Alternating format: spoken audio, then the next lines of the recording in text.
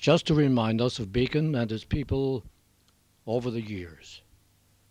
A film produced and presented in 1993 by Henry Cecil Blackwell, born on Thursday, the 8th of August, 1918, at number 1 New Row, Beacon, now 41 4th Street.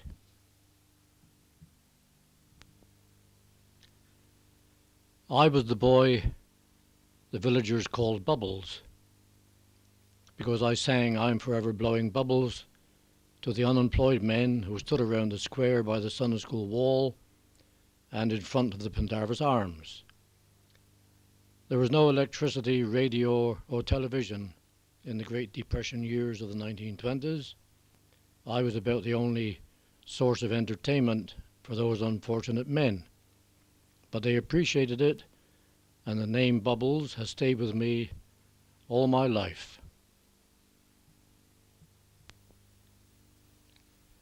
This is number 1 New Row, about 1914, before my parents moved in after my father's return from 5 years on the goldfields of Johannesburg. On the left is Miss Smith, the owner, and Mary Williams, the aunt of Ruth Williams, now Mrs. James. Mary and her family lived just a couple of doors away. The Williams family, with Mary, who died aged 87 in 1960, and her brothers George, Tom, Benny, and their parents, William and Elizabeth, the photograph about 1904. George, a copper miner, and his wife went to the American copper fields of Houghton County in the Keweenaw Peninsula, where their daughter Ruth was born in 1915. Benny Williams, 1886-1922. Not the most robust of boys, and an air of sadness about him. He had an illness which caused him considerable pain throughout his life. I remember Benny, and especially the day he was buried. I was in the house when the mourners came back for tea, which was laid on a table with a large cloth. Someone asked me to sing my song to cheer people up, and after some reluctance I agreed, but only if I could do so under the table with the cloth drawn down. After singing, I came out to see tears flowing, so I went home.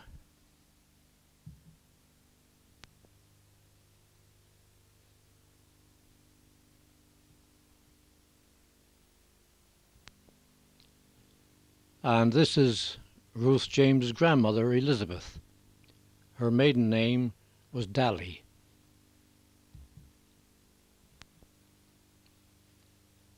The Keweenaw Peninsula, where Ruth was born, it juts out into Lake Superior.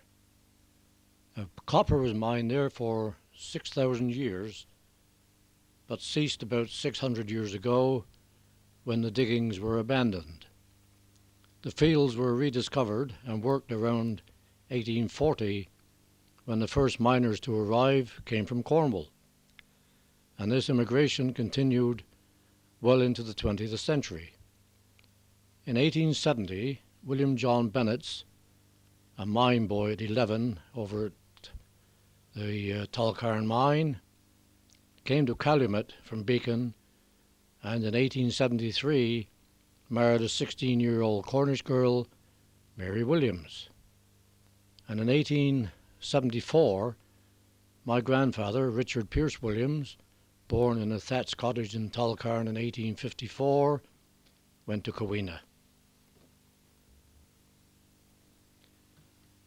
And in the same year, my grandmother, Ellen Annie Mitchell, born in 1856 at 13 Pendarvis Street, travelled there alone, and they were married in Franklin Township. He was 20, she was 17.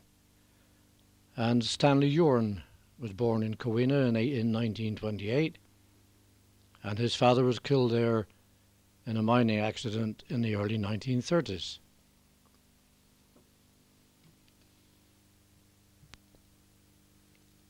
And this is Ruth James on the left with her good friend Eve Climo, who lived in the farm cottage next door to New Row.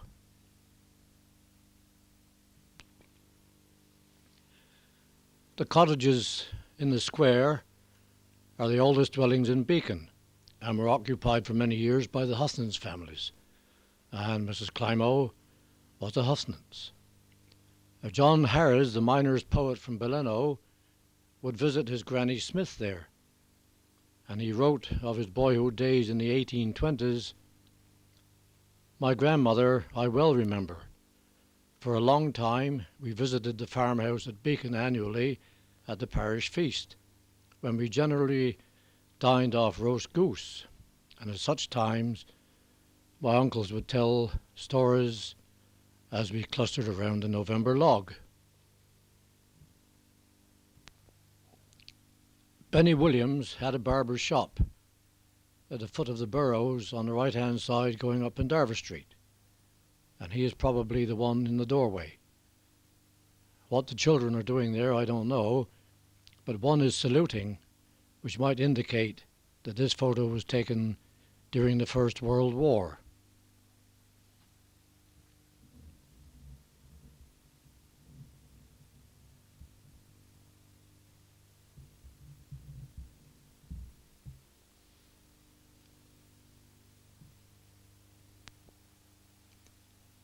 This is a view from the top of what we used to know as Green Lane Hill, looking down Pendarvis Street and across the village to Carncamborne Mine. The mine stack is visible on the horizon, and to the right can be seen the mine count houses, occupied many years ago by Farmer Moyle, Kenneth Moyle's grandfather, and the Dower family. And again you see there are a number of children standing around.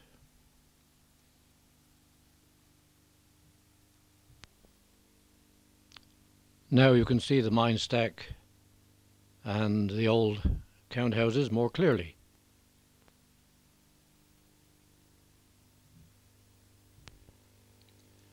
Beacon Square, before the demolition around 1990 of the chapel, which is seen bottom right. And along the bottom is the Sunday school, and left the post office and house built in the 1850s by James Bennetts, a mine agent and the father of William John, the Beacon, Hale and Camborne photographer. On the left, the cottage is built perhaps in the 1820s or 30s, at the time the Pendarvis family built the Pendarvis Arms. Across to the right are the farm cottages, and above the trees, New Row is seen. It was said that all roads led to Rome. Well, this also applies to Beacon. Roads or footpaths came into it from all directions: Camborne, Troon, Tullocarn, Nave Goodbye, Killivose, Reskeer, Conduro, Newton, Moors, Pengegan. A busy crossroads, which could account for the Pendarvis Arms being built in the square. There seems to be no other logical reason except that many people passed through Beacon.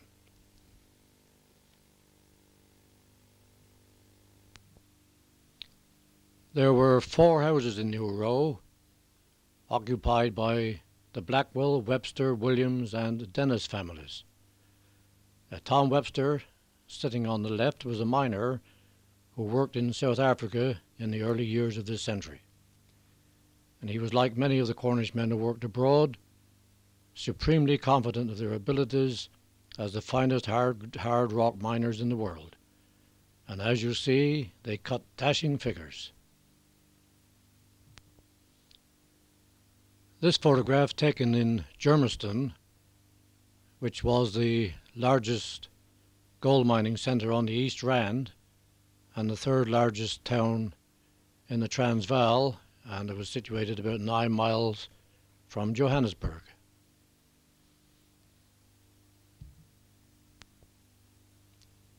Tom Webster's first wife was Eveline Hick.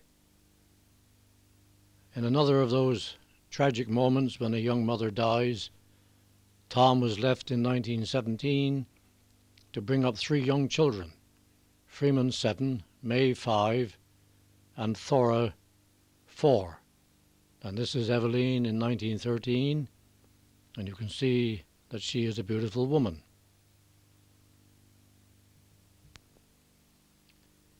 Freeman and May Webster, a charming photograph, and there's Freeman with his sailor's hat, HMS Triumph.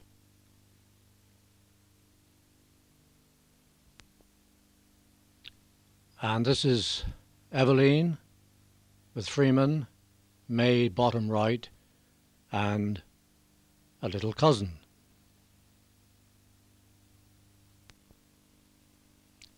Tom married his second wife Lottie in 1922, and this group, taken around 1925, shows her with May on the left, and Freeman, and Tom, and Thora.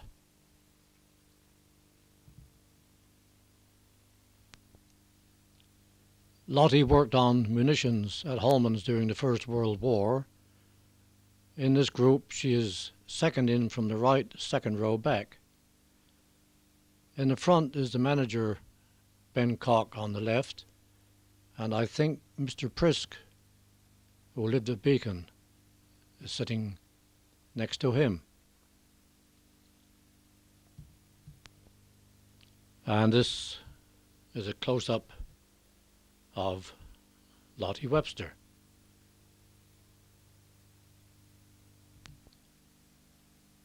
A group of crofty miners with Tom Webster standing far right, perhaps taken during the 1930s. Tom worked at Crofty after his return from South Africa.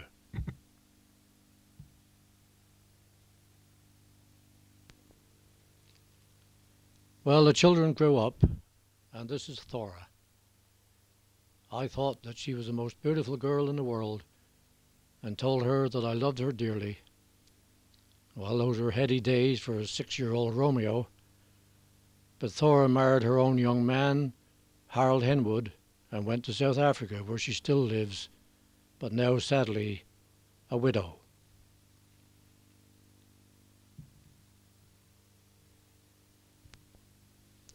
May married Kenneth Pascoe more than 50 years ago, and I am sure that they would like to be together for another 50.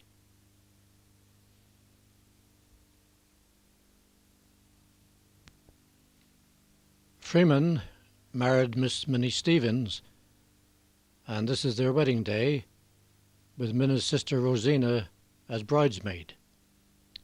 Relatives and guests were, from the left, Dolly Gilbert, Kenneth Pascoe, Leola Dennis, Seth Moyle, the best man, and then of course there's Freeman and Minnie, and Rosina, and far right May, Freeman's sister. Seated on the left, Tom and Lottie Webster, and on the right, the bride's parents.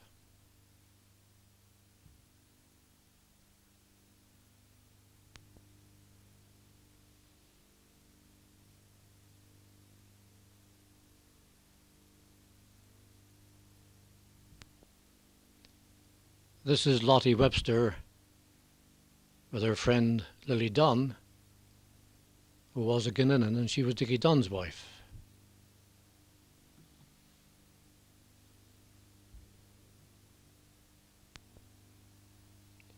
And Lottie with Miss Williams. You remember that she was Tom McColl's sister, and they used to live up at the top end of 4th Street.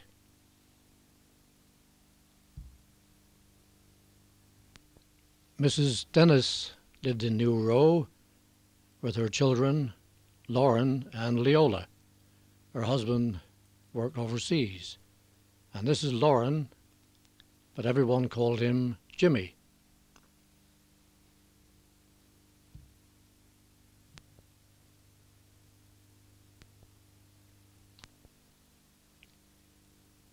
And Leola, who was struck down by polio when a very young girl.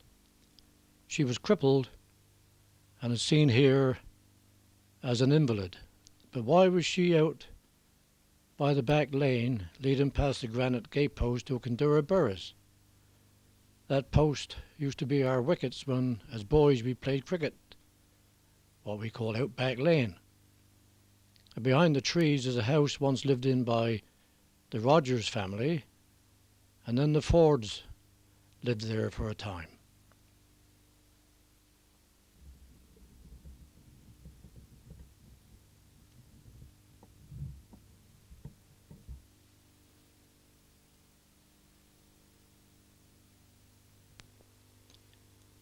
Beacon grew in the latter part of the 19th century, and the population increase necessitated a larger place of worship than had hitherto existed. This chapel was built in 1865, and it was rectangular in shape, but by 1882 it was extended by the addition of two wings, giving it the shape of a cross. Ruth and Albert James are standing by the gate, but who the other person is, I don't know.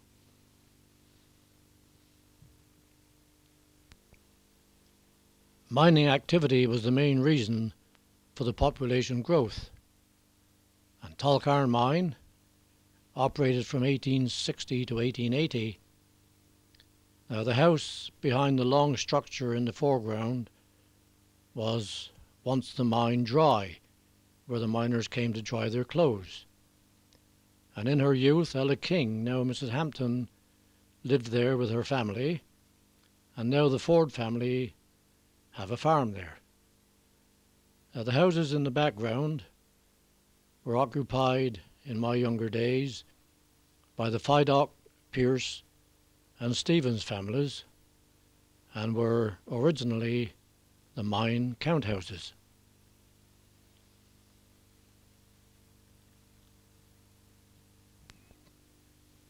And Great Kildura Mine operated from 1860 to 1881 and was then abandoned for 30 years. Attempts to rework it from 1911 to 1913 failed, and instead of offering up tin and copper, it just gave up the ghost.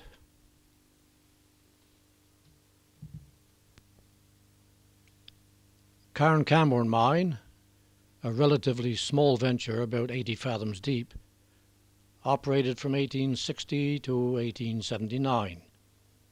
The engine house with its castellated top is seen, and the stack with its little chimney pot on the top.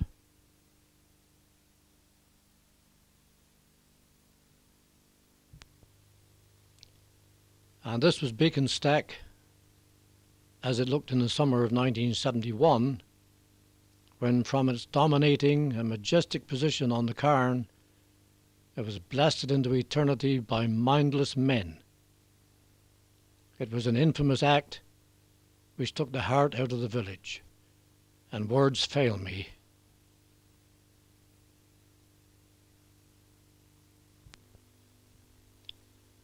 A similar but unavoidable fate has befallen the chapel.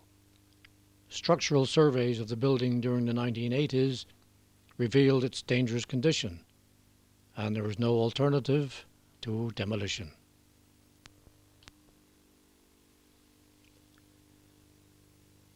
Well, this is the back of the chapel, and at the bottom right you can see the graffiti, "Ban the Bomb."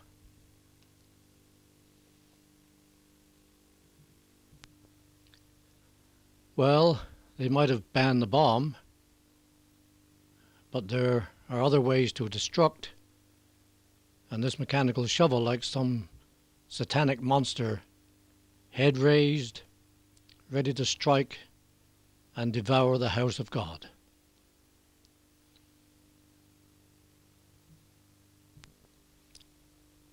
Just about the front wall standing now.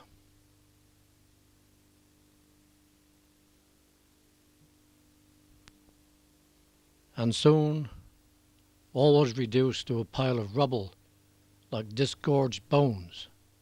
And that was that.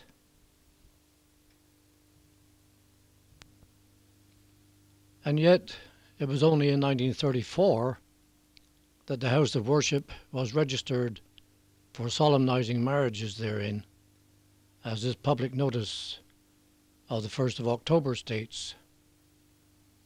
A separate building duly certified for religious worship, named Beacon Methodist Chapel, situated at the Square Beacon in the civil parish of Camborne in Redruth Registration District in the county of Cornwall, was on the 28th of September 1934 registered for solemnizing marriages, dated the 1st of October 1934, and signed by Alfred Hunt, the Superintendent Registrar.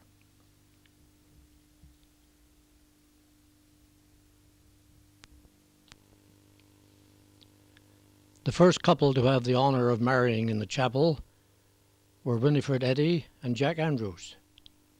Now, mining activity from the 1860s was one of the reasons for building the chapel, so it was fitting that the bride was living in the Great Conduro count house at the time of her wedding. And in this group, on the left is Mr. Andrews and Mrs. Andrews, Donald, and the bridesmaid Dorothy Vivian, and then there's Jack Andrews, Winifred Eddy, the vicar, Mrs. Eddy, and Alberta Andrews, the bridesmaid.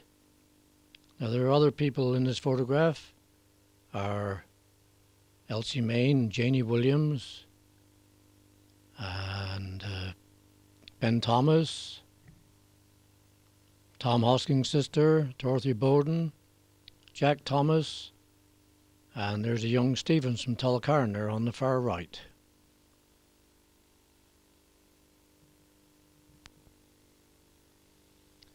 And this was the attempted revival of the Great Conduro mine in 1911. And there, at the back right, is the count house, where Winnie Eddy lived.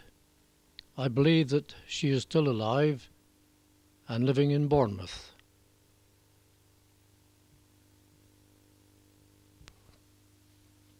In 1960, during a visit to Jerusalem, I met many Palestinian refugees in what was then a divided city. And some were engaged in activities to raise funds, and among them, making Bibles.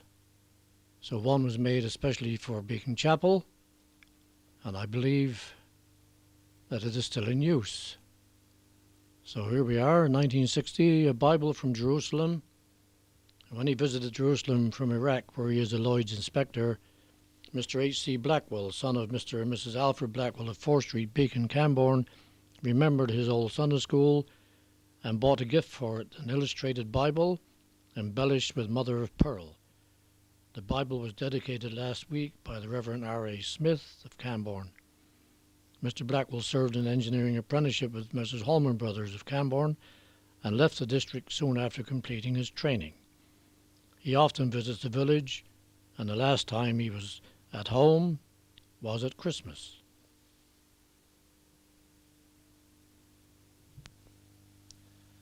Fortunately, before the chapel was demolished, someone took photographs of the interior of the chapel, and here we are looking at the pulpit, decorated by bunches of flowers, and reading the lesson from the pulpit and looking down into the main body of the chapel. Now this is looking from the pulpit towards the back of the chapel, and you see the raised seats at the back.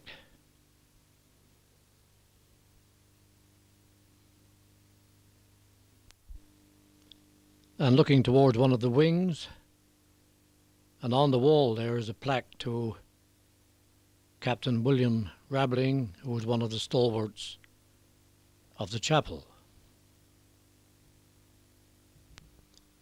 And looking towards the pulpit and where the choir sat and the organ.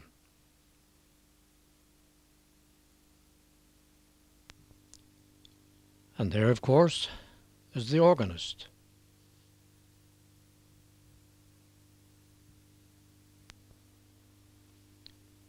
Fortunately, the Sunday school, built in its present form in 1895, remained to take care of the spiritual needs of the village. Now, when reading maps of Beacon drawn between 1840 and 1880, it was intriguing to note the outlines of a building similar to the Sunday school, and at the same site. Now, if the map dates were correct, and there was no reason to suppose otherwise, then what was there before the present building?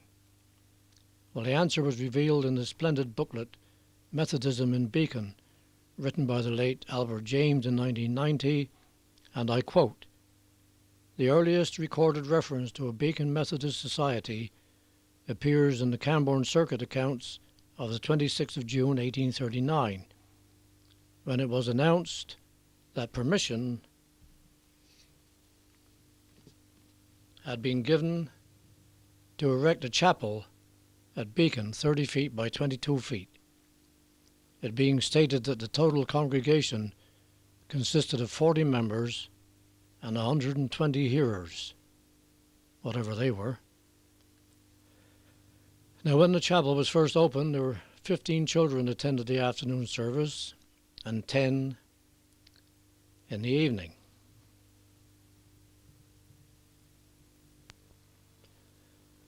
And then, by the grace of Providence, this gem from the past, lying in a dusty drawer for 100 years, this splendid photograph of the old chapel. But there is more to come. Now, the population of Beacon continued to grow, and in 1890 it was considered necessary to build a school to accommodate 112 children from the ages of 5 to 8. Now, this catered for the reading, writing, and arithmetical needs, but the material things of life are of little use without spiritual values. So, in addition to the school, something larger than the 1839 chapel was required to meet these needs. To enlarge the 1839 building to any great extent was not possible.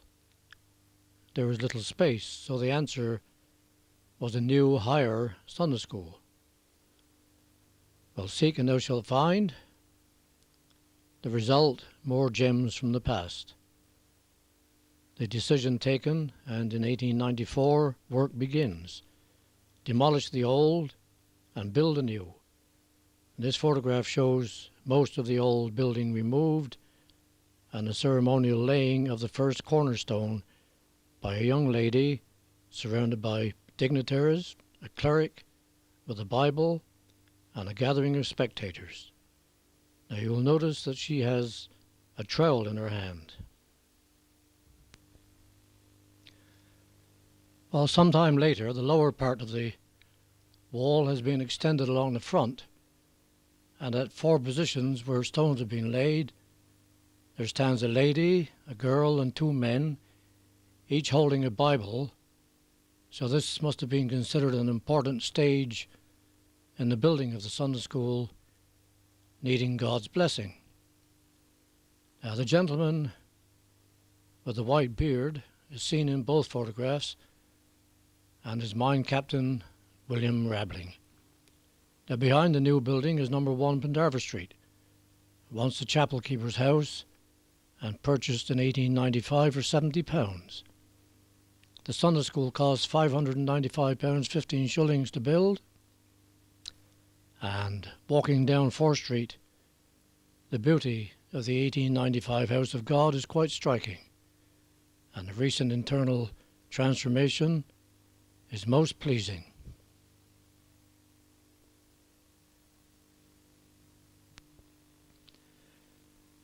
Now the building is completed, so let's have all the children properly assembled for the photographs.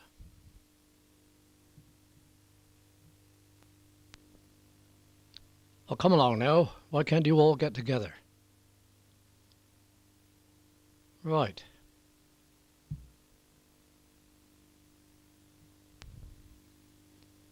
Well, that's better.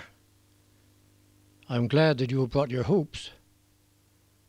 Now you see on the left going up Pendarvis Street, the first shop was owned, I think, in the early days by a Kitto family, but I remember it when Tom Ingram was there.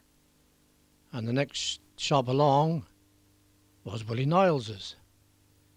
Now in that photograph there's my Aunt Lillian, and over on the pavement is Benny Williams.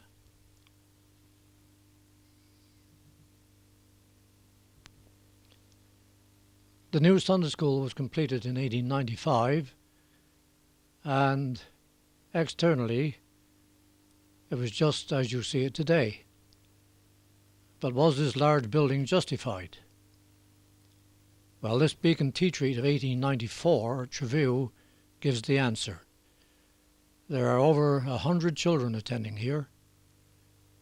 You see the members of the band in the back, and obviously God played a greater part in everyday life then.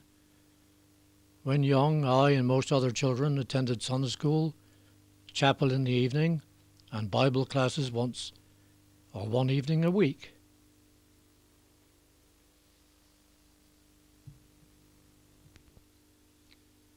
One of the great supporters of Methodism in Beacon was mine Captain Charles Thomas. He was born in this house, which is the first on the right before entering Nave Go By proper from Beacon. Now Charles Thomas's father had moved here from Belleno in 1794, and Charles Thomas met the cost of the site and the building of the 1839 chapel. Now, this thatched cottage or house was demolished in 1910, and Cadogan Road can be seen in the background.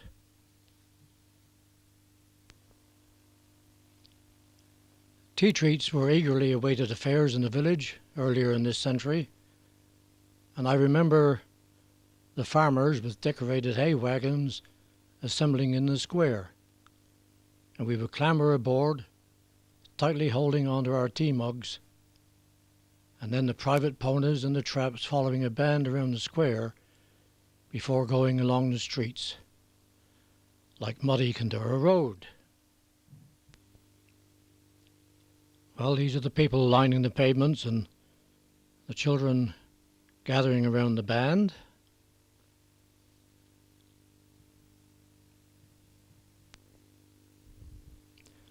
And muddy old Condura Road, and I think that family on the left there is the Bowden family. You know them.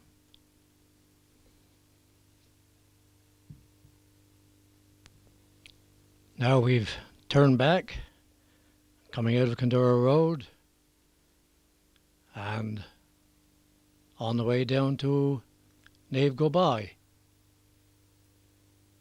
where the wagons would turn in Joe Hart's yard, and we would leap out and fill our mugs from the chute, and that water tasted better than champagne.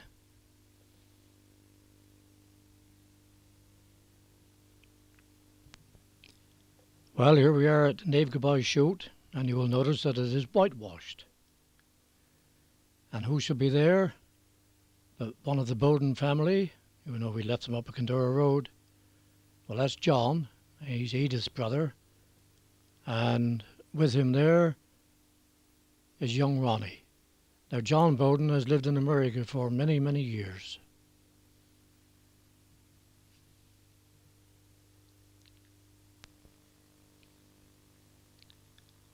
Now, some tea treats were held in the field behind the farm in Beacon Square, but others, like this one, were in Ford's fields on the left going up Green Lane Hill. Now, you see this one, they've got a band inside the tent, so they were expecting rain. The lady facing nearest the camera looks very much like one of William John Bennett's daughters. Maybe Prue Bagg, I'm not sure, as he probably took the photos anyway. And then you can see the backs of Pendarvis Street houses there in the background. You see the man with his back to the camera. I guess that they were, the girls there each side of him, I think that they were Ewart Thomas's sisters. The one on the left, Mrs. Hendra, and later the one on the right became Mrs. Vivian.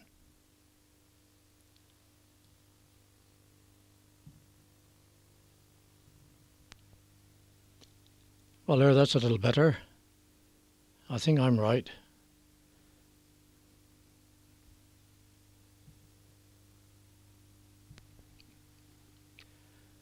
Well, chapels and Sunday schools need taking care of. And the earliest members of the community to undertake this task were Mrs. B.T. Thomas and her husband Arthur, who lived in number 1 Pendarvis Street. And Mrs. Thomas is centre here with her children Gordon and Betty. You might remember that Gordon was killed in a car crash in Canada some years ago. And on the left is Mrs. Hampton.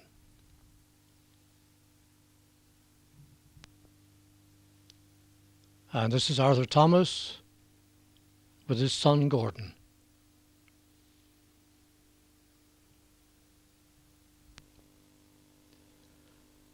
Life was full of surprises in Beacon. So what on earth is going on here outside the Pendarvis Arms?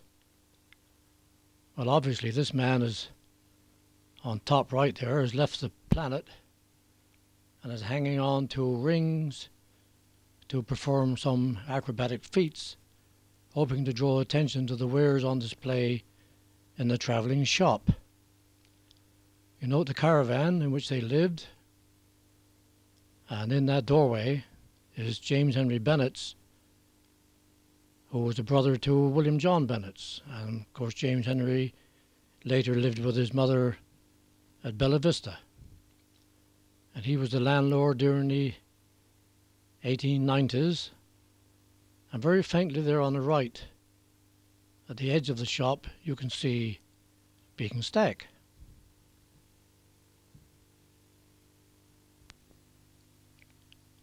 Well, I think that fellow's worth a close-up. They must have served strong drink in Beacon Pub in those days.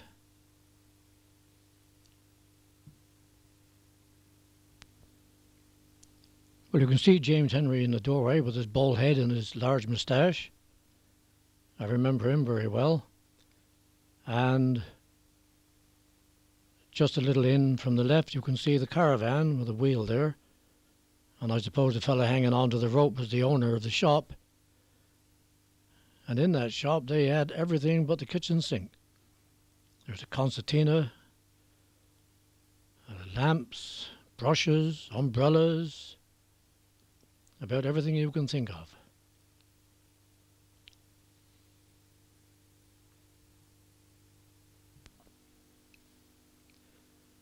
Beacon had many chapel choirs over the years, and this one of 1908 shows my uncle William John Williams standing tall at the back. Born in Franklin, Keweenaw Peninsula in 1874, he came to Beacon with his parents in 1882. And second along to the left is Dickie Tenner. And the second row, the young girl, I don't know, but there's Howard Cock. And then Tommy Thomas, the organ blower. And Arthur Thomas, who was Raymond Thomas's father. Johnny Bartle, Mrs. Cock, she was Edith Eustace, Mrs. Prideaux, and Emily Rickard. And sitting There's Grace Williams, that's Arthur's wife, and fourth from the left is Lily Sarita Rickard, with her arm around Sam Perry, who was the boy soloist. Now Sarah Temby is there in mourning, and second in from the right is Beattie Rickard, who was, of course, Mrs. Charles Blight, and the mother of Enid Solomon and Veronica Harris.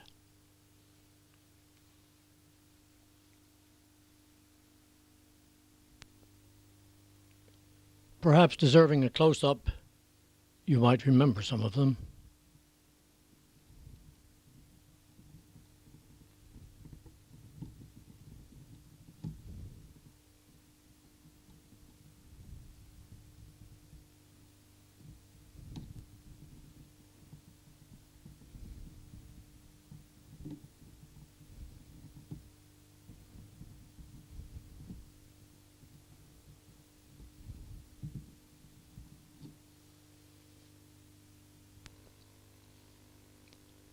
Well, William John Williams married Lily Sarita Rickard in 1902, and they had 3 children: Howard, 1903, Cora, 1905, and Sarita in 1915, when her mother died in childbirth.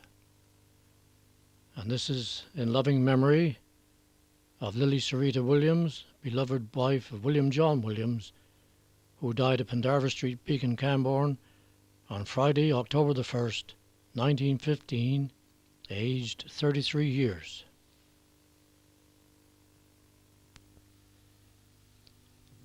William John spent some time in South Africa before the First World War, but he was back in 1907 to play cricket for Beacon. The team then was playing at Higher Tulkarn Field. This photo is a little bit damaged, but it shows the back row, Mr. Hendra, Richard Abraham Thomas, that's Ewart's father, Charles Liddicote, and Joseph Thomas. And the second row, Bill Morsey, James Williams, William John Williams, Joseph Henry Williams, my uncle as well, and there's a Joe Williams and a Richard Eustace with the boater hat. And John Arthur on the far left, standing with the ball, and next to him seated is Tom Williams, then Ralph Hendra, Bill Eddy, Edgar Roberts, who was the secretary, and Harry Dunstan. And standing with a ball in his hand is the fellow they used to call Mad Jack Moyle. I think he was an uncle to Alfred John. And the front row was Mr. Jolly, Garfield Wheatman with the bat, Richard Williams, Ricardo Dunstan with the bat, and Wernie Dunstan. Well, according to the records, 12 matches were won that season, and my uncles, William John and Joseph Henry, are standing together, the third and fourth from left, second row from the back. They and Harry, Ricardo and Wernie Dunstan were second cousins. Now, Ricardo served his apprenticeship at Holman's and served in the Navy through 2 world wars. Wernie served his apprenticeship at Holman's and went to South Africa and became a director of Holman's Limited there. Now, Harry farmed over at Tulkarn, so the Dunstan boy's father, Oliver, married William John Bennett's sister and kept the Pendarvis Arms during the 1880s. In 1917, William John went back to South Africa and worked for De Beers in the Kimberley Diamond Fields, and he never returned to Beacon. In 1955, at the age of 81, he died of phthisis. And here he is with 2 of his mine boys.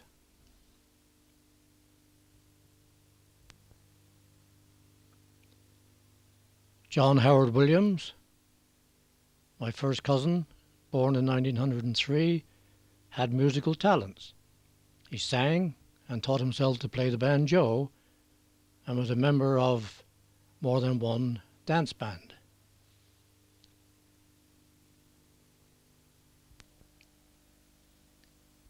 He sang in Holman's choir in the 1920s and is seen third in from the left at the back row.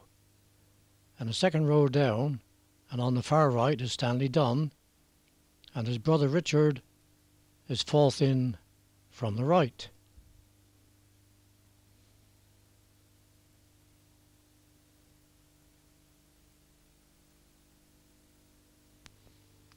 Well, this is Howard with his banjo and two other friends. Howard lived just across the road from the cricket field, and some of the older members still remember enjoying his singing and playing when they were practicing there in the summer evenings.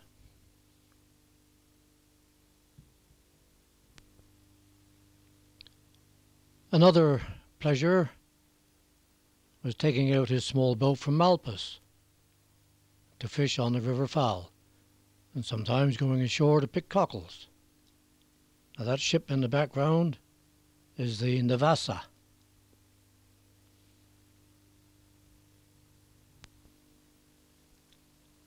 And with his daughter Sheila, Mrs. Willis, sitting just in front of him, and her children.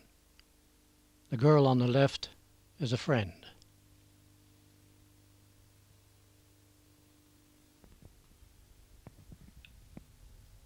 And with his wife Nellie, and the child is Sheila's son David. Well, this is Howard with his sister Cora. She was born in 1905, and her husband, Ernie Martin, was a prisoner of war with the Japanese for several years. She is still alive, but Howard died in the late 1980s.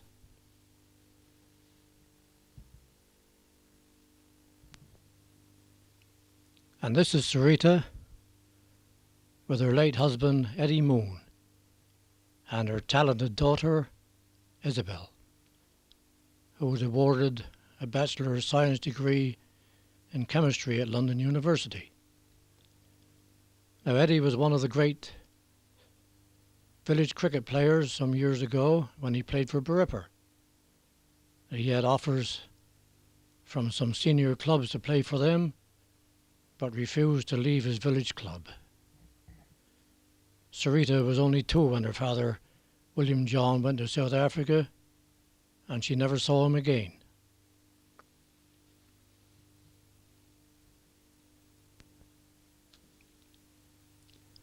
William John Odgers and Elizabeth Trevelyan were my great-great-grandparents who lived at Conduro. He was a mine captain born in Sithney in 1805, and this is their headstone in Camborne churchyard. Now, there was considerable religious activity at Conduro, and the first chapel was built there in 1826, 13 years before the one at Beacon. And the Odgers were holding primitive meetings in their thatched house in the 1850s. Now, this was demolished, and 2 houses known as Odgers cottages were built on the site. Now, the 1826 chapel was greatly enlarged in 1866, and a group of dissidents, among them Prudence Ann Bennetts, the married daughter of William and Elizabeth, built another chapel in 1888.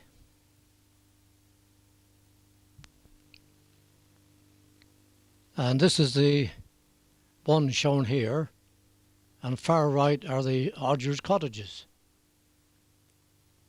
In addition to the 2 higher Conduro chapels, another was built at Lower Conduro, and this is the only one remaining, but it is not in use. It seems that God isn't wanted anymore, and that we have reverted to worshipping false idols.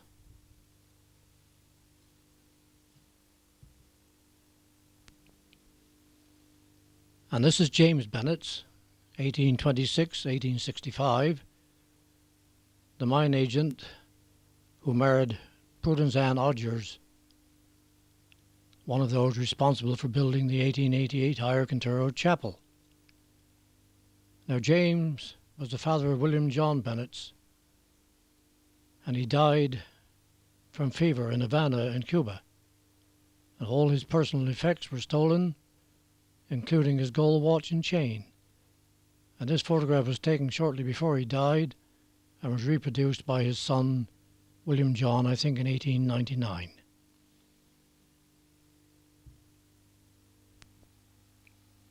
Now William John Bennett became a successful photographer with studios at Beacon, Hale and Camborne.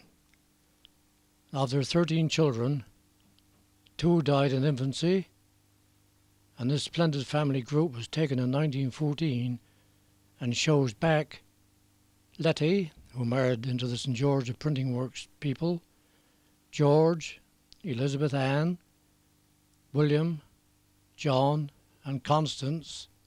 Her name was Gussie.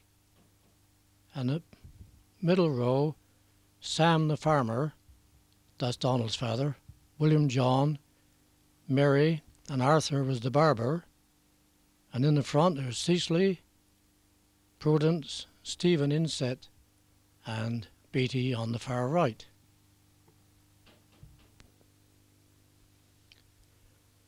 And this is the family in 1950. Left to right there's George, and there's Prudence and Beatty, Gussie and Cecily, and Sam, but I think they're the same group of children with the exception of Stephen, who was in America.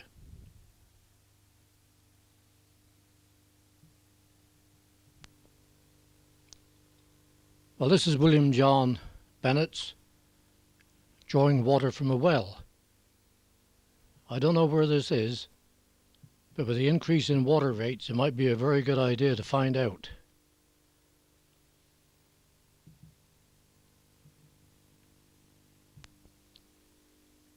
Well, this is William John and Mary in Plymouth shortly before the Second World War.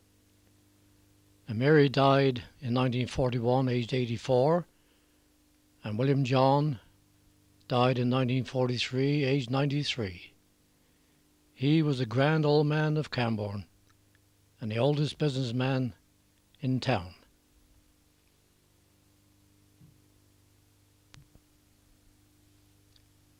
William John's mother, Prudence Ann Bennett, the widow of James, who died of fever in Cuba in 1865, was an astute businesswoman who bought land and houses in and around Beacon.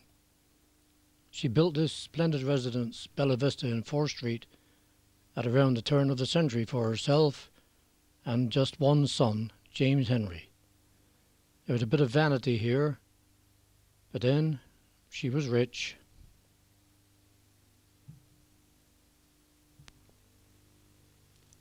Bella Vista replaced these buildings. On the left is the first Beacon sub-post office and dame school, a few pence a week, and children were taught to read and write. And on the right is a thatched dwelling house.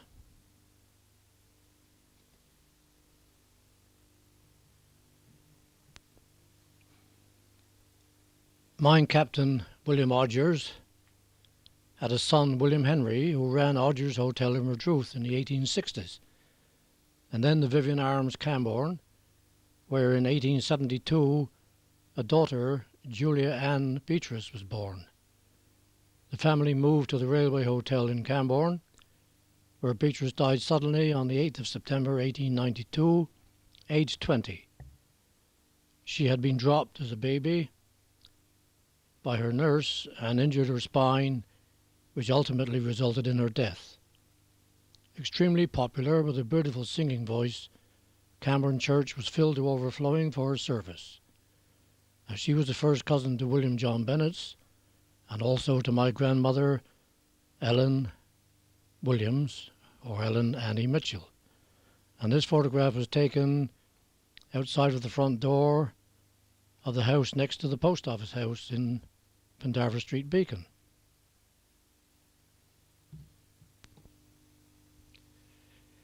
In 1827, William Mitchell married Anne Negus at Camborne Church, and they became my great-great-grandparents.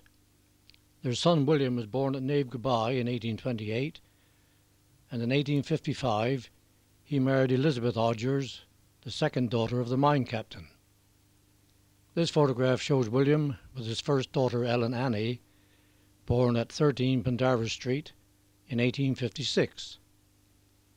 Now, this photograph was taken by Piper, who had a studio in Church Street, and Ellen became my grandmother.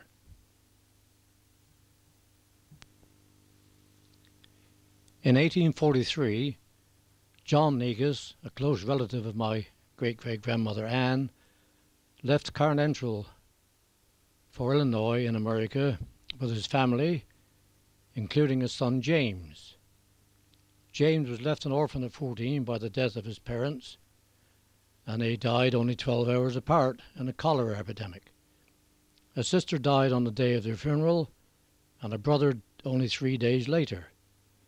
But James made his own way in the world and enlisted in the 3rd Wisconsin Infantry to fight for the Union Army in the American Civil War. In 1864, he married Amelia Rule, who had come over from Camborne, and somehow the name became changed from Negus to Negus, probably because when he enlisted, the recruiting officer asked his name and he got reply, as a Cornishman would say, "Oh, Negus," and that's the way it stayed. Well, after the war, James became a prominent rancher in Montana with his son George, who became sheriff of Meagher County for 6 years from 1912. And this is George on the left, outside the old county jail.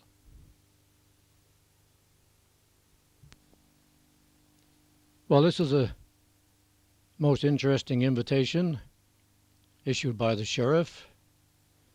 Mr. Ed Culler, your presence is requested at White Sulphur Springs, Montana, on the morning of Friday, February the 16th, in the year of our Lord 1917, to witness the execution of Henry Hall, Harrison Gibson, and Lester Foley, signed George B. Negus, Sheriff of Meagher County, Montana, RSVP. I don't know what the crimes were, but I hope they had a fine day for it all, and I know that they were hung.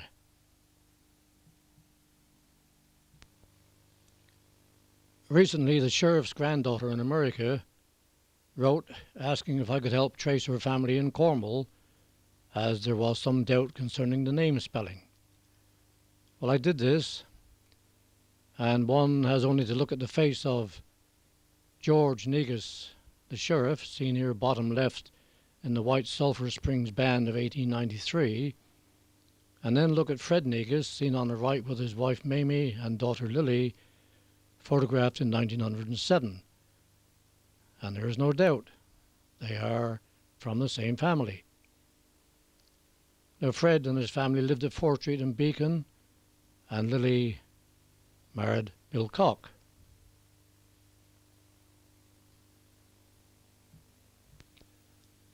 Fred Negus served in the Royal Army Medical Corps during the First World War, and is seen here, front row, second from the right, in the RAMC rugby team, of which he was the captain.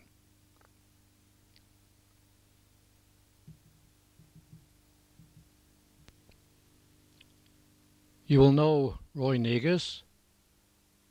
He's 93 now and still going strong. And the Negus family became prominent in local government and worldwide mining circles. The funerals of Thomas 1920 and James 1945 were attended by Holman's directors and many other well-known dignitaries. And Captain James Negus was a director of Grenville Mines and was known as the High Priest of Grenville.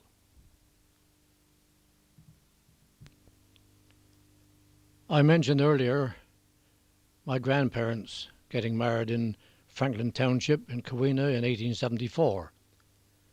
Well, here they are with William John, their first child, and Florence, who was born in 1877.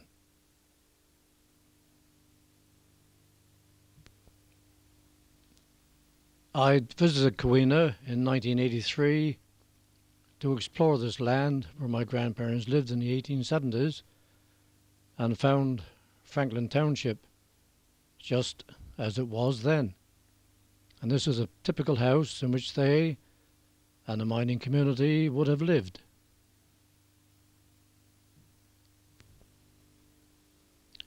Two more children were born in Franklin, Walter, here, in 1879, and Richard in 1880. Walter came to Beacon in 1882 with his parents, but returned to America in 1901 when he was killed in a mining accident.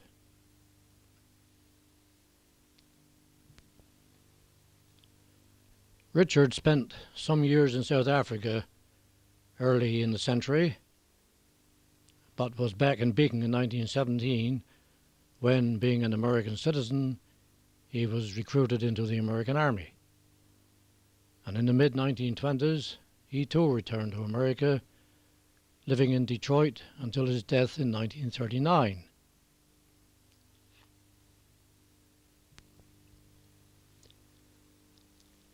He played cricket and was in this team, all from the Camborne area. And left to right at the back, Jack Williams, who lived up in Darver Street and the father of Janie, R. Trevidick, J. Williams, Richard Williams, my uncle, and the next row down is Bill Toy from Troon, and E. Williams, Joe Kitto, and in the front, L. Sullivan, Pat Selwood, T. Tresitter, Sammy Davis, and the man standing on the far right, Trewila, was the wicket-keeper.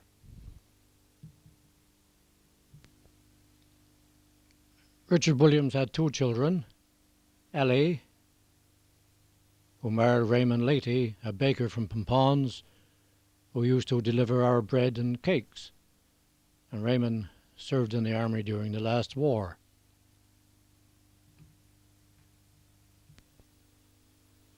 And Percy, seen here with his son, and in the front,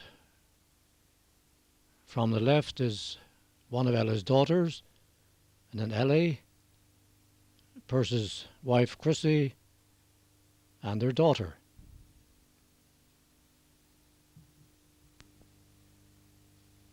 And here he is giving away his daughter. Percy served in the Royal Navy for many, many years and served throughout the last war.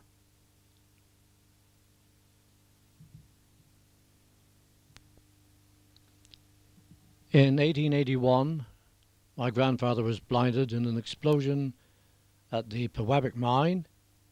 He was only 27, but this meant a return to Beacon. Now, Elizabeth Mary, my grandmother's 17-year-old sister, was sent for to help bring the family back home. And in 1882, they embarked on the SS Republic at New York, bound for Liverpool. But on the 17th of September 1882, the day that the ship docked, Elizabeth Mary died from acute pneumonia. So you can imagine my grandmother with a blind and maimed husband, 4 very young children, and a dead sister. But she was a tremendous woman who brought them all back to Beacon and buried Elizabeth Mary in Camborne churchyard. And a sequel to this story, when the coffin was made on the ship, the captain went to see it and at once ordered a part glass cover to be fitted so, as he said, everyone could see this beautiful girl when she arrived home. Now, William John Bennett, her first cousin, witnessed the arrival at Cameron Station, and my mother was named after her aunt, Elizabeth Mary.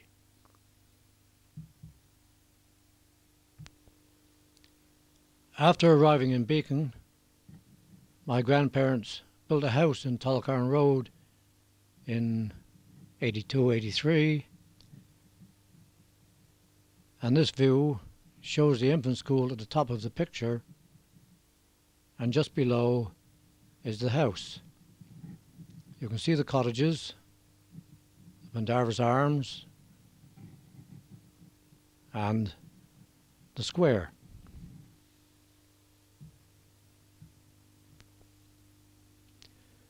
Joseph Henry was the first to be born in the Tullochgarn Road house in 1884. You see, he was a fine-looking man. He went to America in his late teens, prospecting for gold in Arizona, but came back to go to South Africa with my father in 1909. He fought with the South African Army against the Germans in East Africa during 1914-1915 and visited Beacon in 1956 after 47 years' absence. He died in 1963 at Port Shepstone Hospital, South Africa.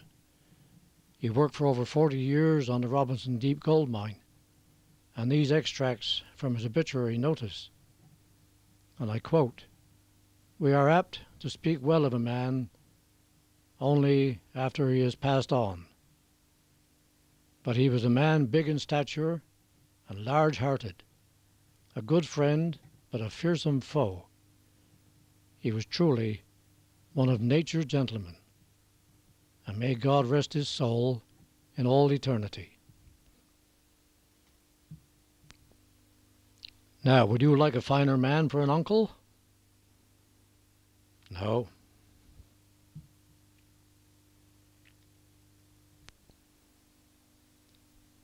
My mother, Elizabeth Mary, 1886-1962, was the next child to be born, and here she is about 904 in her front garden with John Ivy, a cousin. Now, this photograph was taken from outside the infant school, so perhaps the children are waiting to go in.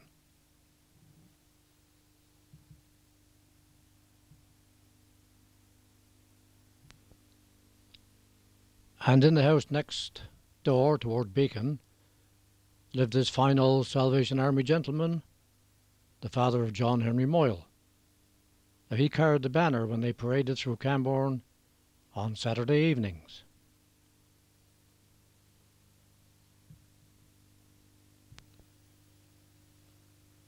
Uncle Alfred, Barney, came next in 1889, and he too went to South Africa as a miner when still a young man, but returned to serve in the Navy in the First World War.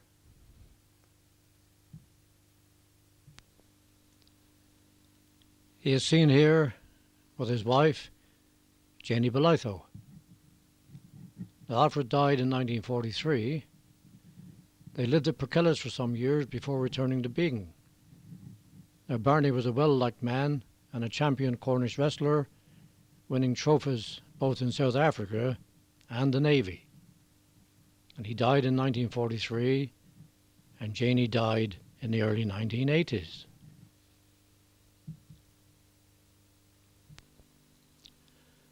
Nothing was more unexpected than the blizzard of March 1891.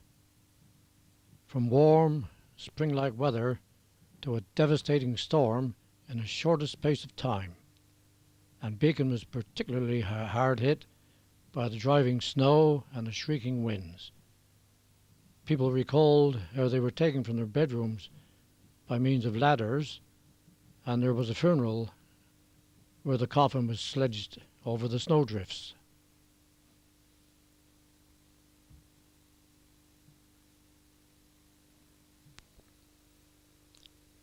The last child of Richard and Ellen was Lillian, born in 1894. Perhaps she's dressed to celebrate the end of the Boer War.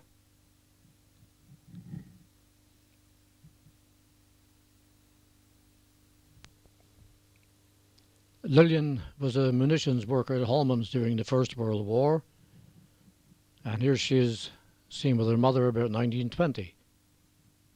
You can see how upright and proud my grandmother, Ellen Annie, was.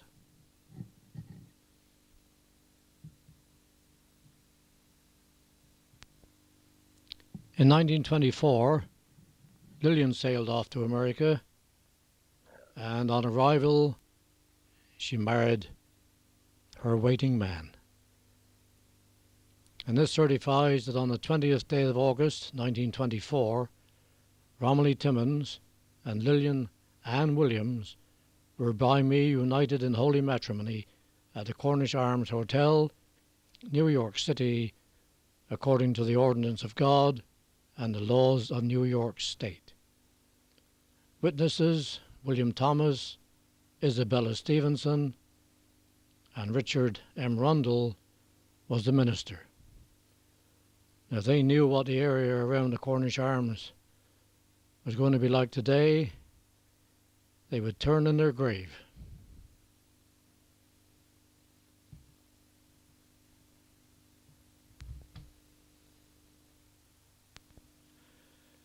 I was Lillian's favourite, and she sent me this Red Indian outfit from America. The gun was my cousin John Howard's. I would have preferred a tomahawk. There were one or two cowboys around who needed scalping.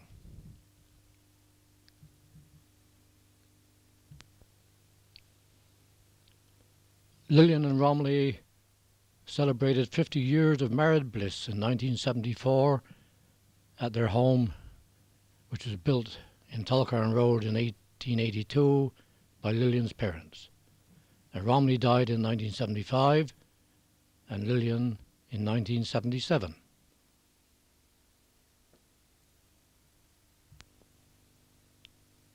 And this is Tom Main, born 1878 at the Real del Monte silver mines in Mexico,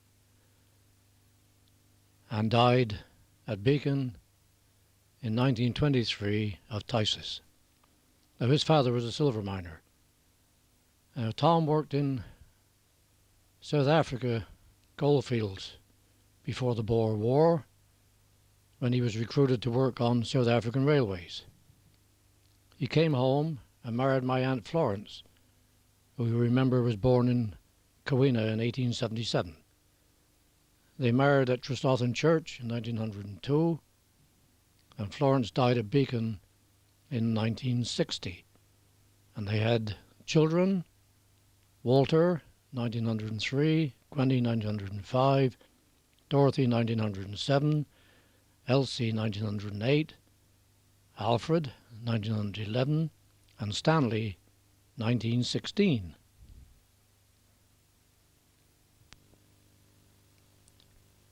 But also in 1916 came the Visiting Howell Religious Mission. And on the far left of this picture, in the bowler hat, is Mr. Veal with his son Reggie, who later married Miss Enid Weeks. Now, Mr. Howell is in the foreground wearing a boater, and about in the centre you'll see Ewart Thomas's sister, Mrs. Hendra, and also Mrs. Vivian, and the girl 6 in from the right front row is Miss Johns, who lived in the bungalow on the right-hand side going up in Darver Street. Her father worked on the Kohler goldfields of India. And just behind the 3rd and 4th girls from the right is, I think, Ernie Thomas's sister. Now, you will notice very few young men here. Now, they were all mostly in France, and perhaps that's where the mission should have gone.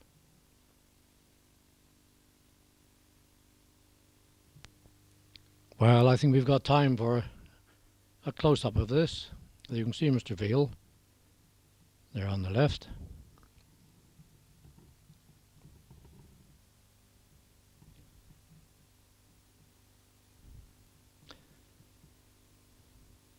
And I think he was called Howell, there in the centre front.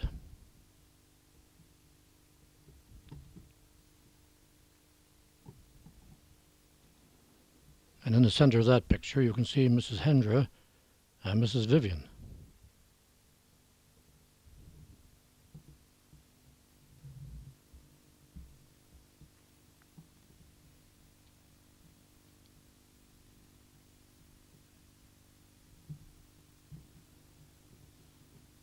And there you are, praying for peace, I suppose.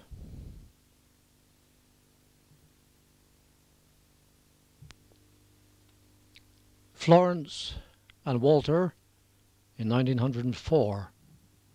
There was a tendency years ago to dress boys in what today would be thought of as girls' wear, or perhaps there was fear of another blizzard.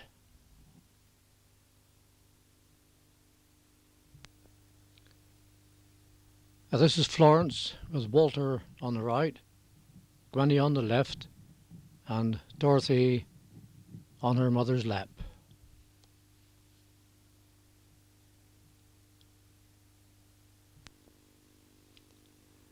This is Bassett Road Girls' School about 1920 with their May Day celebrations.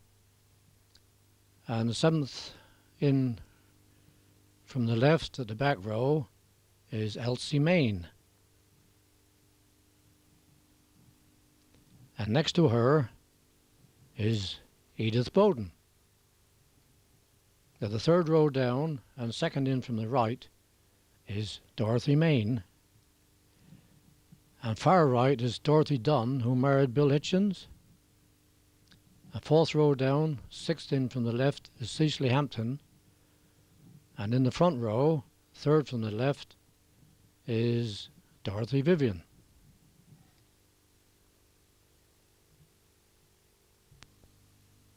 Now we can have a closer look at these. You can see Dorothy Vivian there quite clearly, third in from the left at the bottom. And Miss Hampton.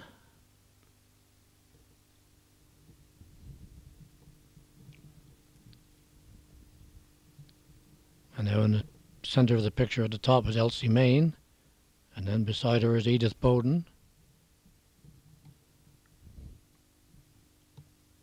And the third row down, second in from the right is Dorothy Main.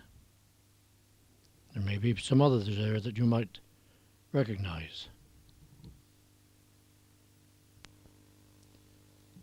And this is a photo of Bassett Road School Girls' Choir about 1922, and it shows them with the shield which they had won on several occasions.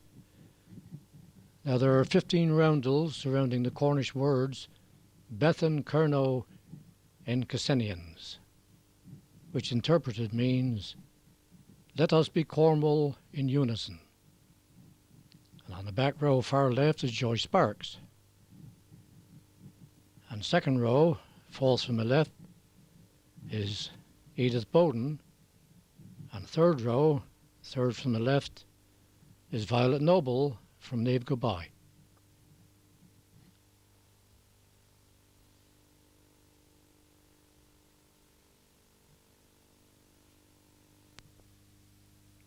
And we can have a close-up of these too.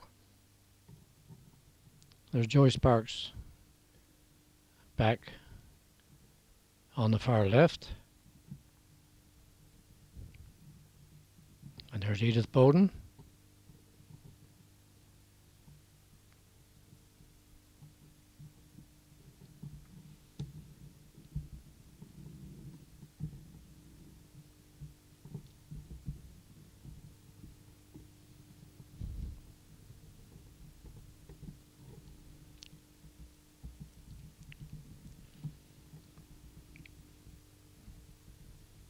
And Violet Noble in the centre of the picture now.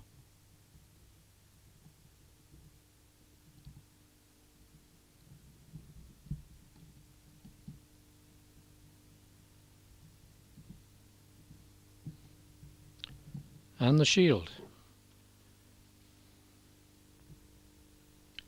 You can just make out the Cornish words there, if you're lucky. Bethan Cerno in Cassenians. In 1922, another Hell's mission came to Beacon. A lot of heathens around here. And there was great religious fervour with people getting converted in the chapel.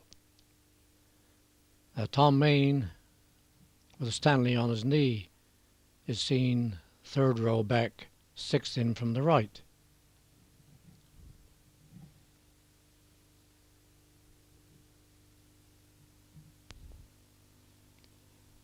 I had divided the large group into three sections for easier identification, because I think that they all deserve remembering. Now, back row, second from the left, is Evelyn Hampton.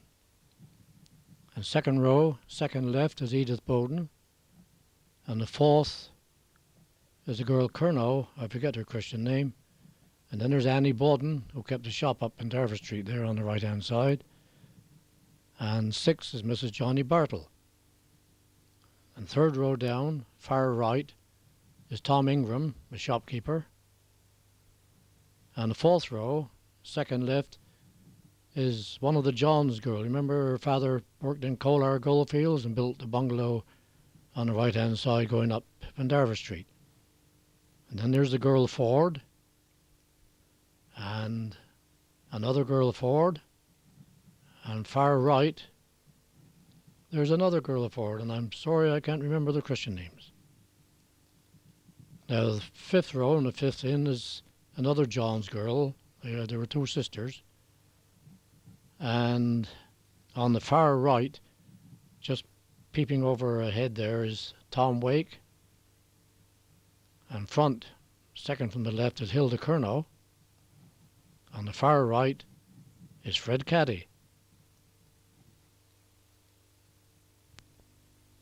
And moving along to the centre of the picture, in the back row, third from the left, is Lily Truscott. And fifth is Mrs. Veal. Sixth, Mrs. Hendra. That's Howard Thomas's sister. And next is Mrs. Vivian, another sister. And the second row, third from the left, is Mrs. Sam Bennett's. And then Gussie Bennett's, Mrs. Richards, Abraham Thomas, that's Howard's father. I'm sorry, that's Howard's mother. And then Stanley Veal. And the third row down, second from the left, is Tom Ingram, Tom Hampton, Mr. Gunnanan, Johnny Bartle, R.A. Thomas, that's Howard's father, and Tom Webster. And the fourth row is a Ford girl, and then third in is Lily Gunnanan, and the fifth is Mr. Howell, seventh is Mrs. Tunnicliffe and her son, and eighth is Lottie Webster. And the fifth row down, second in is Tom Wake, and then Lauren or Jimmy Dennis, Leola Dennis, and far right is Thora Webster. And in the front, there's Fred Caddy, Irving Medlin, Garnold House, Janie Williams, Gwen Truscott, and Beatrice Glanville. I must apologise for getting Howard's parents mixed up there, but a lot of names to remember.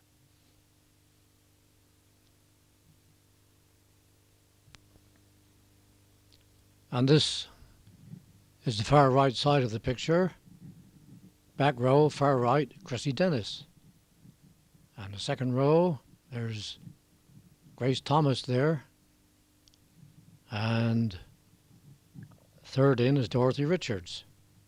And the third row you see Tom Webster, and Tom Main with Stanley, and Mr. Rule. Do you remember Mr. Rule used to sit inside that porch in the Sunday school with his walking stick while he went to America.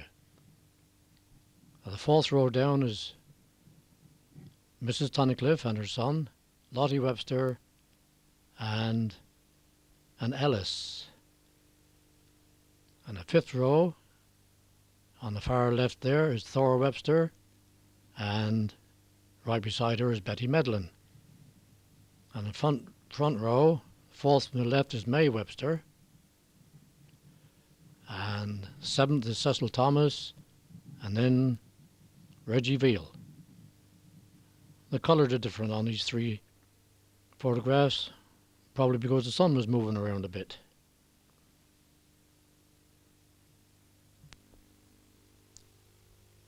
Walter Main was one of the finest rugby forwards of his day in Cornwall, and some say in England.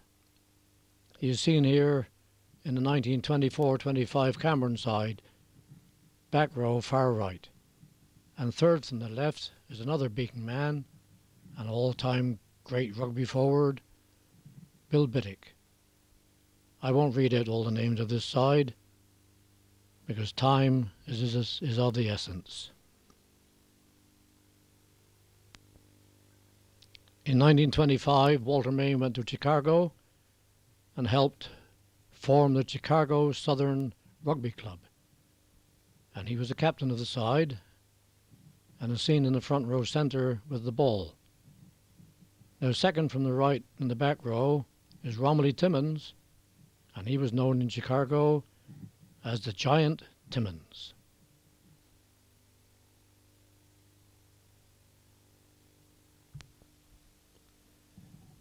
This is Walter shortly before his death in America in 1981. And with him is his wife Florence, who died in the late 1980s.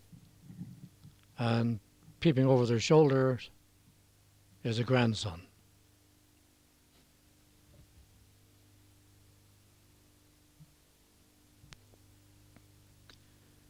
Gwenny Main married Leonard Williams at Redruth in 1922, and they went to Flint in America in 1926 with their son Billy.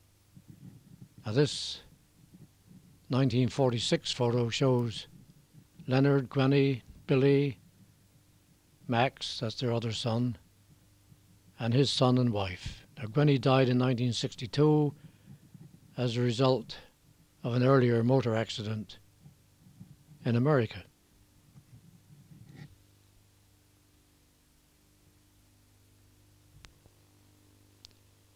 Alfred Main and his wife Queenie Viner, a Cameron girl of Welsh origin.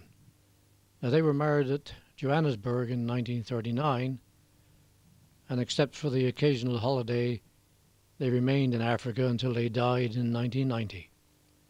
I visited them in that year, and in this photograph, Peter, their son, is with them.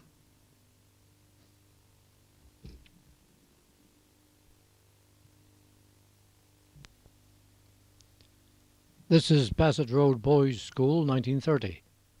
Stanley Main is second row down, third from the right. And Nicholas and William Truscott are centre of the front row in white shirts. And as I was making this film, news came that Nicky had died on the 21st of May 1993, aged 76. And we all grew up together in Beacon.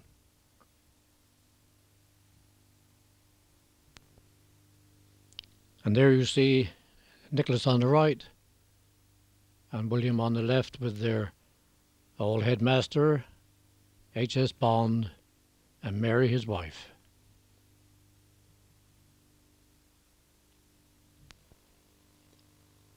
This is Bassett Road Boys School in the late 1920s.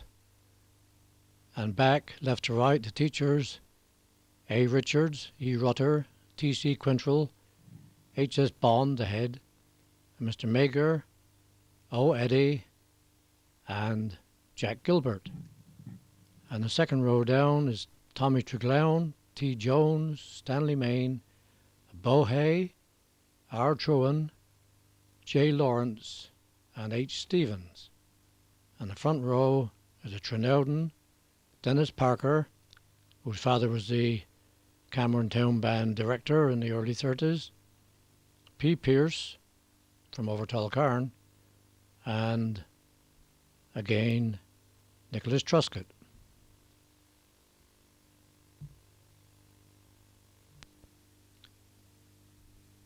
Avis Blackwell on the left, well, she was Avis Williams in this photograph, and Anne Merrigan when they were nursing together in London before the Second World War. They came to the nursing home on the corner of Bassett Road and Bassett Street, and in 1943 Anne Merrigan married Stanley Main.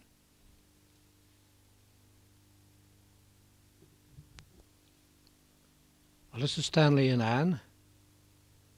Anne Merrigan was an Irish lady who came over to nurse and then made her home at Beacon.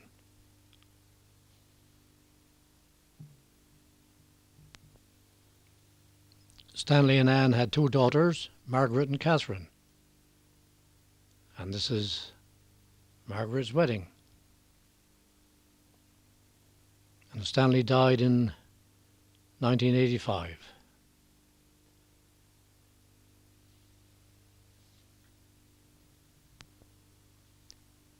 Now this is my grandfather, Henry Blackwell, born in 1846 at Whitehall in Scoria.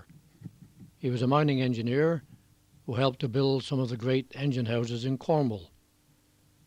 And on a visit to India in the early 1880s to install boilers and mining machinery made at Harvers of Hale, 5 men from Cornwall made the journey, hauling the great engines long distances across rough country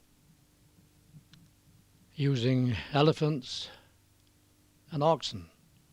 The 3 men died from cholera on that journey, and my grandfather lost the sight of his right eye. And my grandmother, Eliza Keast, born at St. Allen in 1844, and she died at Grampound Road in 1900 as a result of a typhoid epidemic.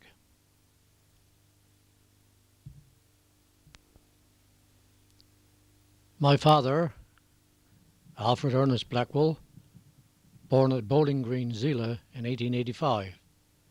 He served his engineering apprenticeship at Falmouth Docks, 1901 to 1906, came to Camborne and worked at Climax, the Rockville manufacturers.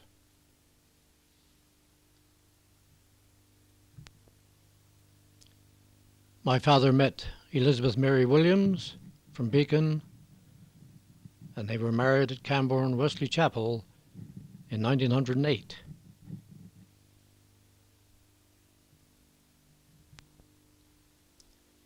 Camborne Wesley Chapel, 1908.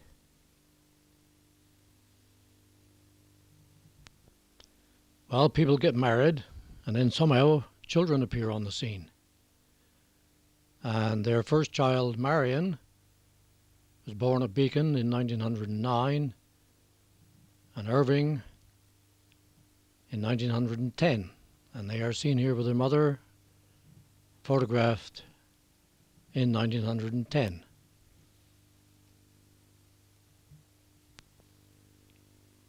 There are 2 handsome little children.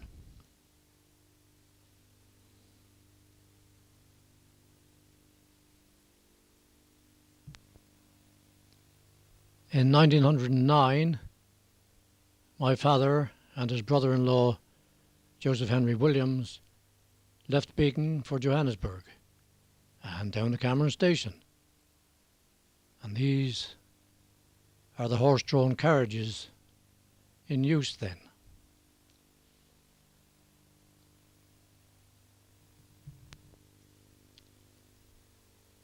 Next stop was Ruth, on the Friday morning special train taking miners to Africa.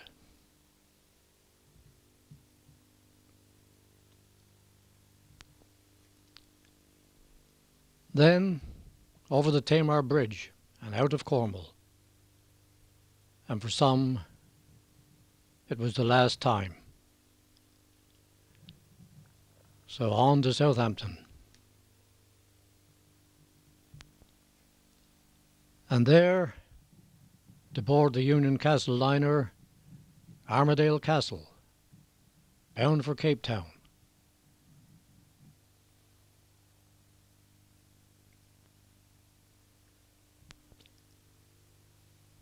And at the end of the voyage, all eyes are on the great Table Mountain. And just along the foreshore there is where Dorothy Main lives today.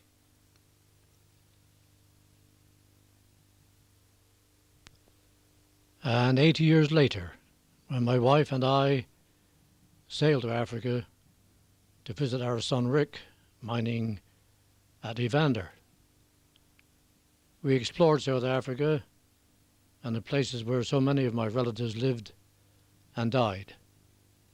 I'm sorry this photograph, but I guess I caught the sun a bit.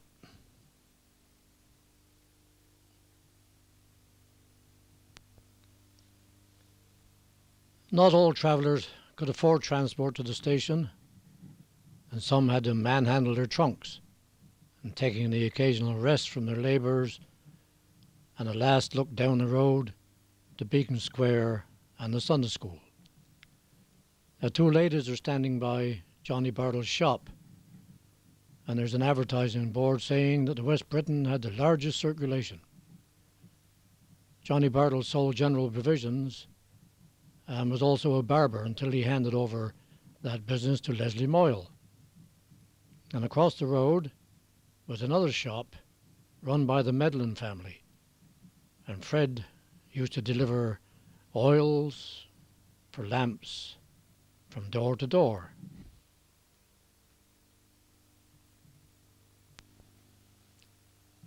Mrs. Medlin was the most pleasant lady one could wish to meet, and she is seen here on the right of the back row. And next to her is her daughter Betty, and then a Miss Trenier, and Alfie Trenier, who was killed in a motorcycle racing accident at Penzance in the early 30s. In front of him is Irving Medlin, and then Joe, his brother, and Mrs. Trenier with Clemmy, her son, in front. Now, Clemmy was a barber who learned his trade with Arthur Bennett's in Cross Street. And at the far left is Kitty Medlin, another victim of polio. And the Treniers lived at Cadogan Road.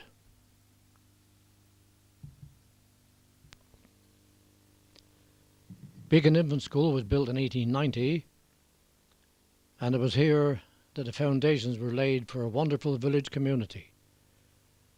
It was as if we were one family. School during the day, playing in the village square in the evenings, or attending social events and concerts in the Sunday school. Now, the closure of the school, in my opinion, contributed greatly to the change in character of village life. People are more insular, and the great Beacon family has been broken up. But fortunately, it was there in my young days. So off we went to put our future into the hands of three maids from school, Miss Pengelly, Miss Keast, and Miss Spurway. And most of us who knew them remember them with great affection.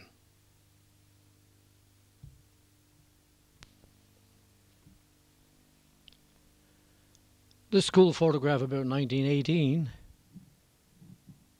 and back left is Miss Spurway, and then in the centre there's Miss Keast, and far right Miss Pengelly. And left to right, back row, is a girl Bennett's from Nave Go By, Gwen Truscott, And number 5, I think, is Reggie Veal. And then there's Tom Wake. And the second row is, I think, a girl Curnow. And then there's Mae Webster. I don't know the next one, but the next one is my brother Irving. And then there's Andrew Curnow. Number 8 is Jack Bennett from Nave Goodbye. And then there's Evelyn Hampton. And on the far right is Garnell House. And the next row, at the front, it could be Thora Webster, Irving and Joe Medlin, and then Jack Edwards. His father was the fruit and vegetable man in Tullocarn Road. And then there's Donald Bowden. And I think the fourth girl in the next row back on from the right is a girl Bowden.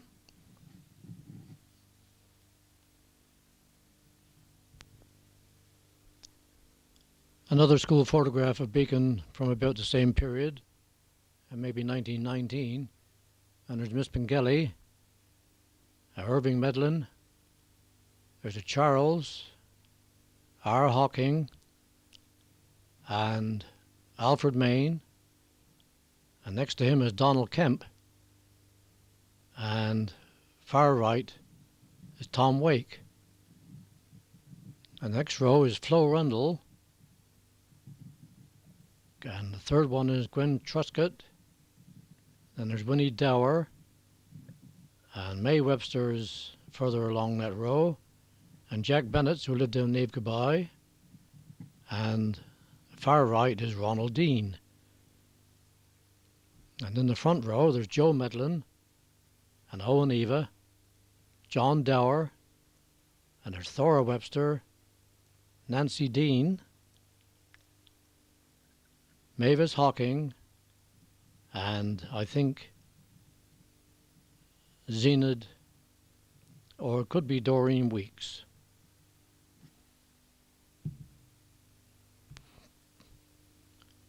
Irving Blackwell travelled extensively during his lifetime.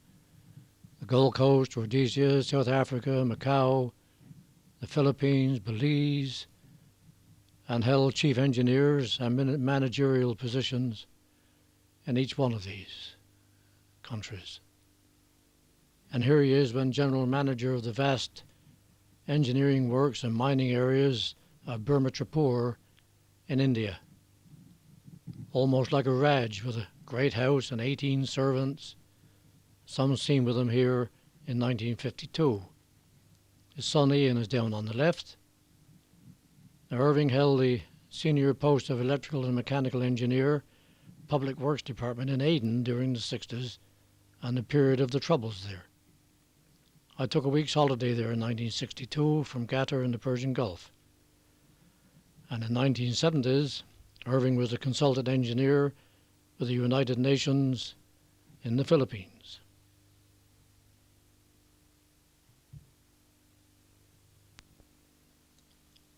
And he's seen here about 1958 visiting Wernie Dunstan and his wife in Johannesburg. And Wernie, you will recall, from the Beacon cricket team of 1907, was director of Holman Brothers out there. Irving's children, Ian and Anis, are in that picture.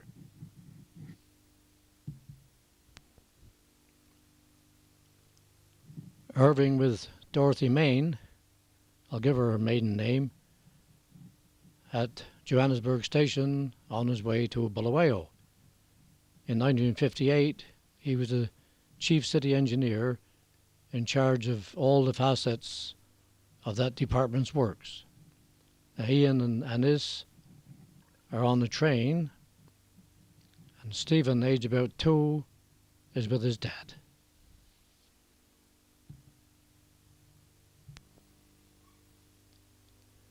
In 1958, at Seaport, South Africa, Joseph Henry Williams on the left with his wife Gertie, and Gary, who was in the merchant service and called in there, Alfred Main, Irving, and Stephen. On the right of the picture in the front is Alfred's son, Peter.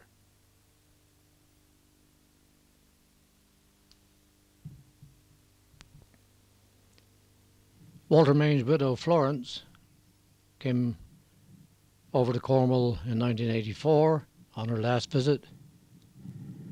And here she is with Irving. And that looks a very tempting piece of thumb there.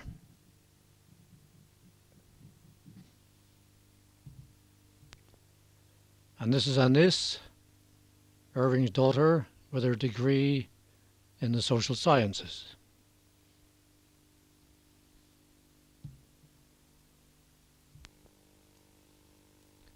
In the mid-1930s, Marion Blackwell married Hugh McGeorge, an officer in the Mercantile Marine, and here they are with their son David and her mother about 1937.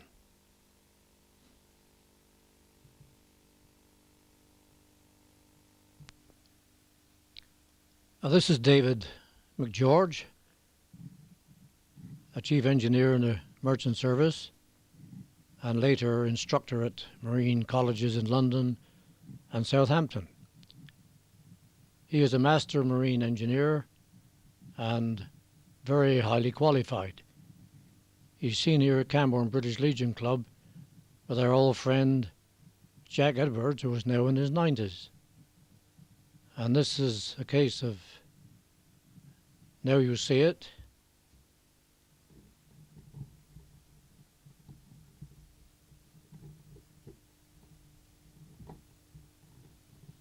And now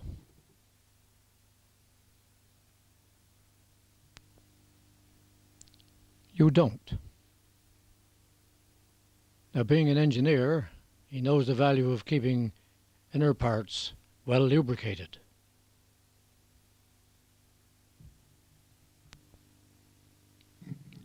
In 1962, David married Miss Ivy Cooper, a Londoner who was educated at the St Clair School for Girls in Penzance. And here she is with Rennie Fowler's daughter, Moira, at Gwydion about 1965. Don't know what you're looking so startled for, Moira.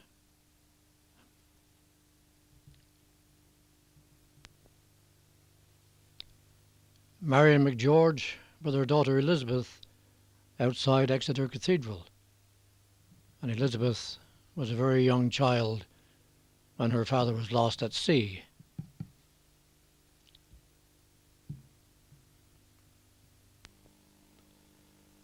And this is 1919, when my brother Richard Garston started at Beacon Infant School.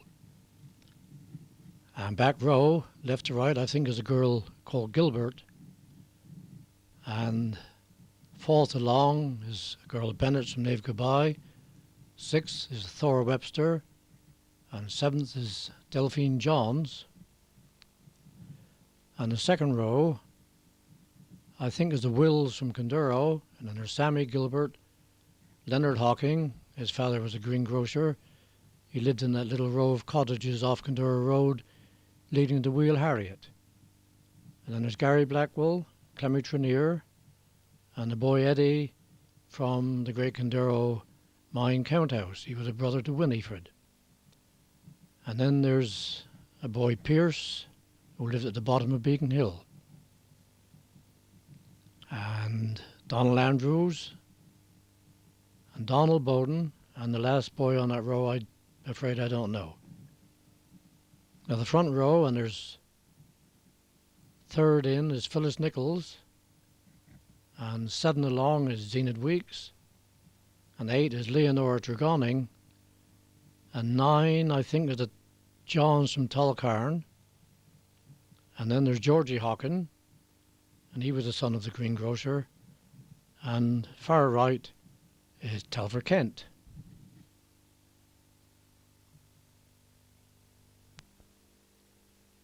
And then it was off to Bassett Road School, school for boys and school for girls.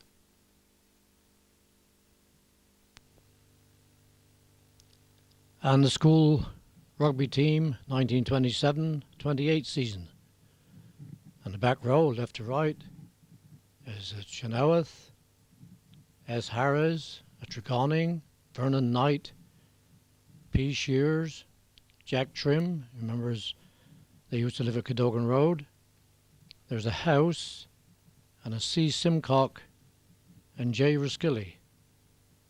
And seated there's Jack Edwards from Tullocarn Road here in Beacon, Gary Blackwell, and Leonard Tregenza and his people kept a fish and chip shop opposite the cinema. We used to call it St. George's Hall. And then there's Sidney May, and I think it's Raymond Oates. And in the front there's H. Thomas and P. Lawrence.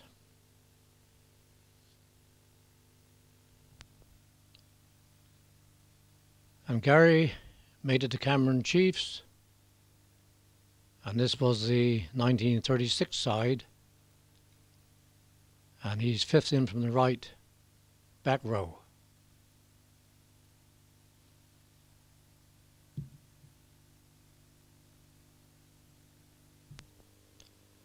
And just before the last war, a visit to Cadgwith with Barney Williams on the left, and third in along there is Donald Kemp, and Gary Blackwell far right standing, and in the front is Bill Biddick.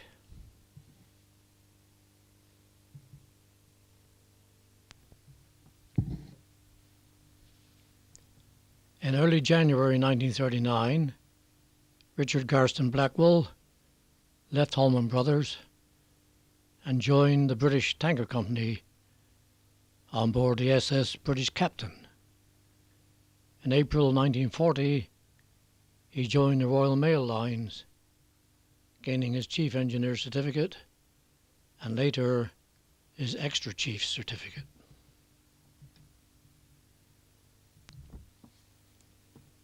In 1944, he married Avis Williams, who was a nurse at the nursing home on the corner of Bassett Road and Bassett Street.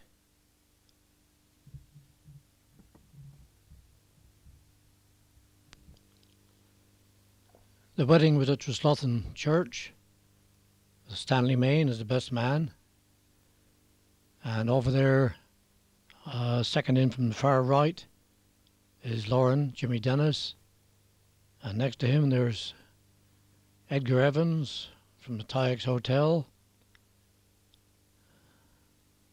My father is there, and I think Renee.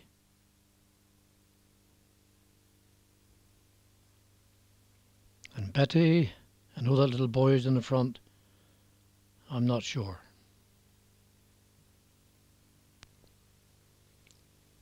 Then along galloped Garston on the horse that his father had brought home for him from South America.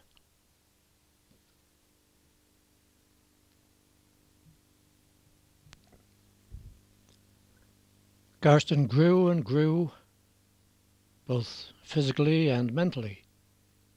He attended Cameron School of Mines with distinction and has spent many years in Canada, where he is now a professor of mining engineering. And here he is with his Granny Williams.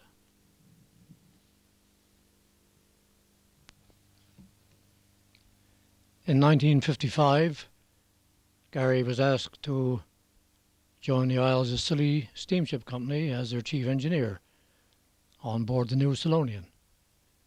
Here she is on her maiden voyage from Southampton to Falmouth before beginning regular sailings to the Isles.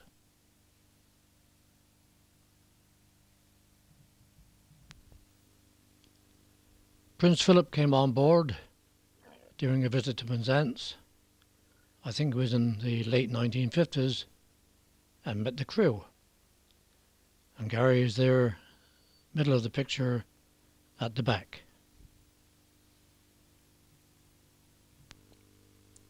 In February 1970, I flew down to Sydney hoping to meet Gary, but on arrival at the hotel was greeted with this telegram. And later it was known that he was taken ashore for burial in Darwin, and a telegram addressed to me at the hotel in Sydney: Gary died suddenly, buried at sea off Darwin today, the 7th. Letter following from Rennie. But I discovered later that he had died on board the ship the Crystal Sapphire on the 6th of February 1970, and fortunately he was brought ashore and buried in Darwin.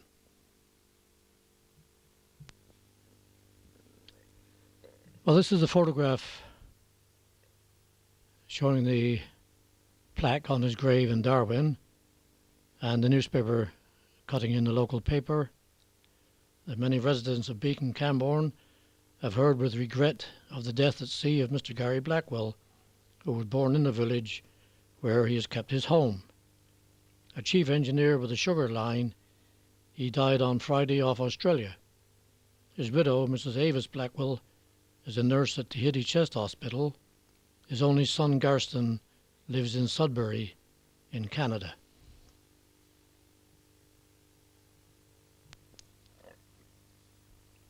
And on the 26th of May 1991,